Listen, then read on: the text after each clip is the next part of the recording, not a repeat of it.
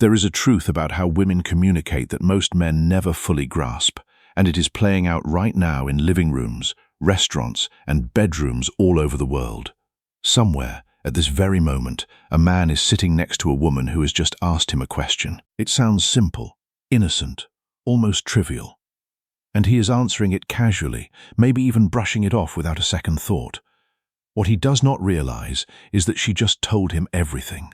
She just handed him the key to her desire on a silver platter, wrapped in the most ordinary words imaginable, and he missed it completely.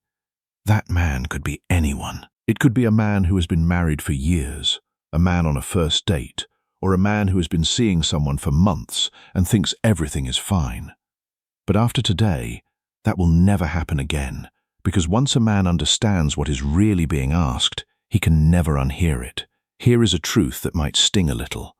Women almost never say what they actually mean when it comes to intimacy. That is not a criticism. It is not a complaint. It is simply a fact of how female communication works.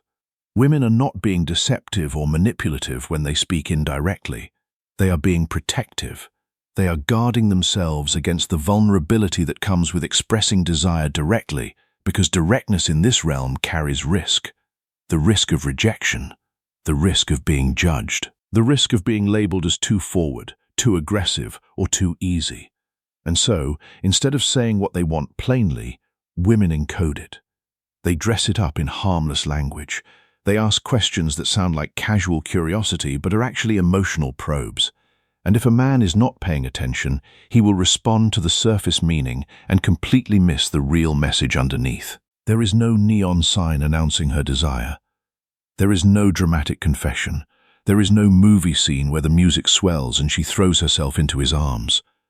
What actually happens is so subtle, so effortless, that it slips right past most men like a whisper during a thunderstorm. Research published in the journal Communication Monographs found that women use indirect speech patterns nearly 70% more often than men when communicating about emotionally vulnerable topics.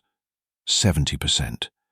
That means when a woman wants something intimate, something personal, something that makes her feel exposed, she is almost certainly not going to say it directly. She is going to code it. She is going to dress it up in the most harmless-looking language possible. This is not a game. It is a survival mechanism, a way of testing the waters before diving in, a way of checking whether it is safe to reveal what she truly wants. From the time a girl is about 5 or 6 years old, she begins learning a very specific social rule. That rule, whether it is taught directly or absorbed through culture, goes something like this. Do not be too forward. Do not be too aggressive. Do not make the first move. Be approachable, but not desperate. Be interested, but not obvious. Sound exhausting? It is. But this is the reality of how most women are socialized around the world. They are taught to be indirect, to protect themselves, to test for safety before revealing vulnerability.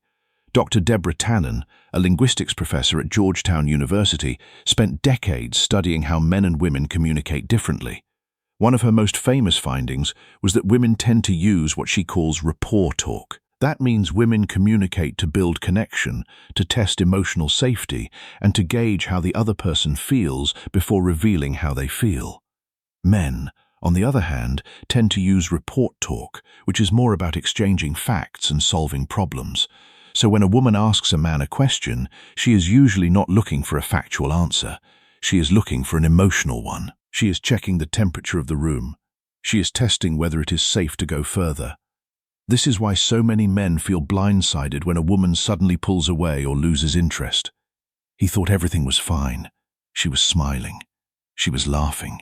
She even asked him a couple of sweet questions. But from her perspective, she put herself out there, asked the most vulnerable questions she could think of, and he treated them like small talk. He gave her a one-word answer and went back to scrolling his phone. And in that moment, without saying another word, she closed the door. The philosopher Seneca wrote that it is not that we have a short time to live, but that we waste a lot of it. And when a man wastes these moments of connection by not paying attention, he is wasting the opportunity for something far deeper. Now that the framework is clear, the operating system behind how women communicate, it is time to talk about the first question. And honestly, when a man hears what it is, his jaw might actually drop at how simple it sounds. The first question a woman will ask when she wants intimacy is this: what are you thinking right now? Most men hear that and think, that is it? That is the big secret? She asks me what I am thinking? Yes, and the reason men are underwhelmed is the exact reason they keep missing it, because it sounds like nothing. It sounds like idle curiosity. But let us explain what is actually happening inside her mind when she asks this. When a woman asks what a man is thinking, she is not making conversation. She is making an attempt to enter his inner world. She is asking for access. Think about that for a moment. She is essentially saying, I want to know what is happening in your head right now, in this very moment, because I want to feel closer to you than I currently do. That is not small talk. That is emotional pursuit. Dr. John Gottman, one of the most respected relationship researchers in modern psychology, calls these moments emotional bids. An emotional bid is any attempt one person makes to connect with another person. It could be a touch, a look, a comment, or yes, a question. Gottman's research at the University of Washington found that couples who recognized and responded to each other's emotional bids stayed together at a rate of 86%. Couples who missed or dismissed those bids broke up at a rate of 69%, 86 versus 69. That gap is not small. That gap is the difference between a relationship that lasts and one that quietly dies in a living room while both people wonder what went wrong. So when she asks, what are you thinking right now? She is making a bid. She is reaching for him, and how he responds determines everything that happens next. If he says nothing, or I do not know, or something dismissive, she receives that as a rejection. Not a dramatic, door-slamming rejection, but a quiet one, the kind that builds up over time like sediment until one day the river does not flow anymore. But here is the part that connects directly to intimacy. For most women, emotional closeness is the prerequisite for physical closeness. This is not a stereotype. This is neuroscience. Research published in the Archives of Sexual Behavior found that women's sexual desire is significantly more responsive to emotional context than men's, meaning a woman's body does not just respond to physical attraction. It responds to emotional safety, to feeling seen, to feeling valued, to feeling like her inner world matters to the person she is with. And when she asks what he is thinking, she is checking all of those boxes at once. She is saying, do you trust me enough to be vulnerable? Are you present with me right now?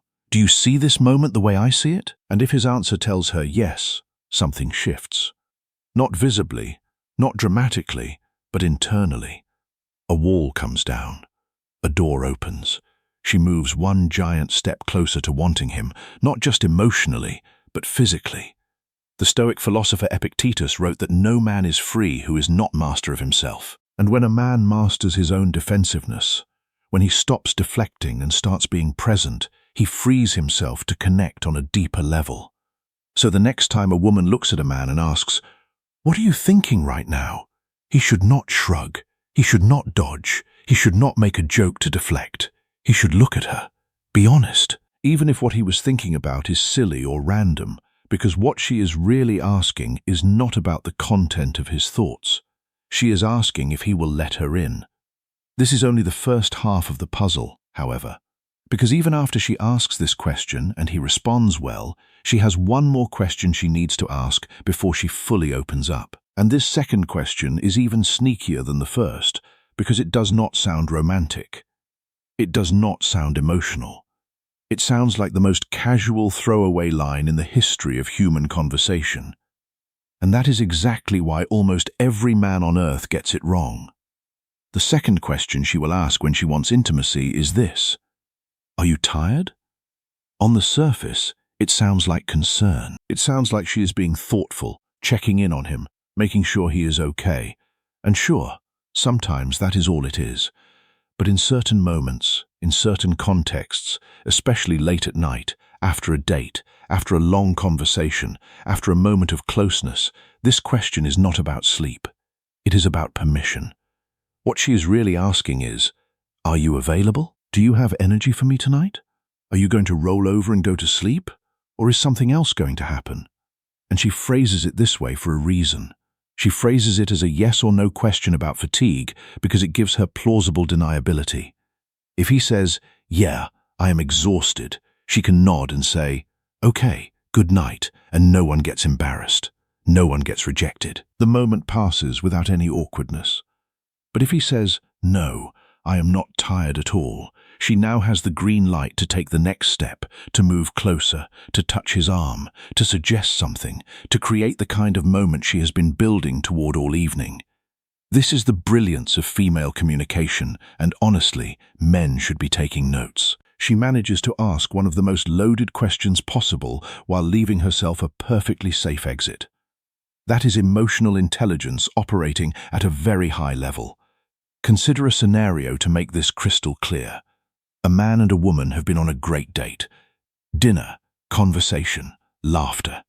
He walks her to her door, or they are sitting on the couch at one of their places. The energy has been building all night. She has been leaning into him, making eye contact, finding reasons to touch his hand. And then, in a quiet voice, she asks, "Are you tired?" If he says, "Yeah, kind of," she will smile and say, "Okay, well, I had a great night." And she will mean it, but she will also be disappointed in a way she will never tell him about, because she gave him the signal. She opened the window, and he closed it without even knowing it was open. Now compare that to a different response. She asks, "Are you tired?" And he looks at her with a slight smile and says, "Not even a little." Something changes in her eyes. He might not even notice it consciously, but she just received confirmation that the next chapter of the evening is possible. He did not pressure her. He did not make a move she was not ready for. He simply told her that he is present, he is available, and the night does not have to end yet. And for a woman, that answer is everything. A survey conducted by the Kinsey Institute found that for women in romantic relationships, the most commonly reported barrier to intimacy was not lack of attraction. It was feeling disconnected or sensing that their partner was emotionally or physically unavailable. Let that land. She is not avoiding intimacy because she does not want him. She is avoiding it because she is not sure he wants her in that moment. And "are you tired?" is her way of finding out without putting herself at risk. This is also why the timing of this question matters so much. She will almost never ask it in the middle of the afternoon while he is doing dishes. She asks it at night. She asks it when the two of them are alone. She asks it during a moment that already feels charged. If a man starts paying attention to when she drops this question, he will begin to see the pattern. It always comes right before a window of opportunity, right before the moment where the night could go one of two ways. The philosopher Musonius Rufus, a Stoic teacher who profoundly influenced Epictetus, wrote that we should not use our words to command, but to persuade and to teach. When a woman asks these questions, she is not commanding. She is persuading, inviting, testing. And a man who recognizes that can respond in kind. Now, here is the part that makes this knowledge truly urgent. When a woman asks both of these questions and he misses them, something happens that is very difficult to reverse. She does not get angry. She does not argue. She does not give him a lecture about emotional availability. She simply files that information away. She categorizes him. And the category she puts him in is not cruel or unfair. It is protective. She labels him as someone who is not tuned into her, someone who is not paying attention. And once that label is applied, she starts to close off slowly, gradually, in ways he will not even notice, until one day she seems distant and he has no idea why. Dr. Sue Johnson, the creator of emotionally focused therapy, has written extensively about this pattern. She calls it the protest withdrawal cycle. One partner reaches out emotionally, the other partner does not respond, and over time the reaching partner stops reaching. Not because they stopped caring, but because they got tired of being missed. And for women, these two questions, "What are you thinking?" and "Are you tired?" are often the last emotional bids they make before they begin to withdraw. They are the final test, the last checkpoint before she decides whether this person is safe enough to be intimate with. So if a man has ever been in a situation where everything seemed fine and then suddenly she was cold or distant, he should go back in his memory. Think about the conversations he had in the days before the shift. There is a strong chance she asked him one or both of these questions, and there is a strong chance his response was something forgettable. Now that the questions are known, the obvious next step is knowing how to respond when they are heard. And honestly, the answer is simpler than one might think. When she asks, "What are you thinking right now?" give her something real. It does not have to be profound. It does not have to be poetic. A man could say, "I was just thinking about how good this feels sitting here with you." Or, "Honestly, I was thinking about something random, but now I am thinking about you." What matters is not the content. What matters is that he showed up. He gave her something instead of nothing. He opened the door she was knocking on. When she asks, "Are you tired?" and he senses that the moment is right, he should say no. Say it with warmth. Say it like he means it. He does not need a smooth line. He does not need a movie-quality response. He just needs to communicate one thing. "I am here. I am present, and I am not going anywhere tonight unless you want me to." That is it. That is the whole formula. Be present when she asks the first question. Be available when she asks the second. Those two responses, given at the right moments, will do more for his connection with her than any grand romantic gesture ever could. The Stoic philosopher Zeno of Citium taught that the goal of life is to live in agreement with nature. And it is human nature to seek connection, to reach out, to test for safety. When a man responds to these questions with presence and warmth, he is living in agreement with that nature. He is creating the conditions for genuine intimacy to flourish. Women are not mysterious. They are not impossible to read. They are not playing games or speaking in riddles for fun. They communicate the way they do because they have been taught that vulnerability is risky and rejection is painful. And the safest way to reach for someone is to do it with words that do not cost too much if they are not returned. These two questions, "What are you thinking right now?" and "Are you tired?" are not random. They are calculated. They are intentional. They are the result of a woman deciding that she trusts him enough to let him in. But she needs to know if he is ready before she takes that final step. And now that he knows this, he has a responsibility not to manipulate, not to game the system, but to pay attention. To listen with more than his ears. To hear what she is really saying underneath the words she chooses. Because when a woman asks these questions and he responds with presence, with warmth, with genuine attention, he is not just answering a question. He is telling her that she is safe. And for a woman, safety is the foundation of everything. The philosopher Hierocles wrote that we should approach others as we would approach ourselves, with patience and understanding. When a man approaches a woman's questions with patience and understanding, when he recognizes the vulnerability beneath the surface, he becomes the kind of man she trusts. And trust is the gateway to everything else. So if what was shared here shifted something in the way a man thinks about female communication, he should not just click away. He should leave a comment below with the word "signal." Just that one word. Because the people who comment are the ones who internalize information. And internalizing this is the difference between knowing it and living it. A man can know these questions exist, but if he does not practice responding to them with presence, the knowledge is useless. The transformation happens when he starts recognizing these moments in real time, when he stops dismissing them and starts leaning into them.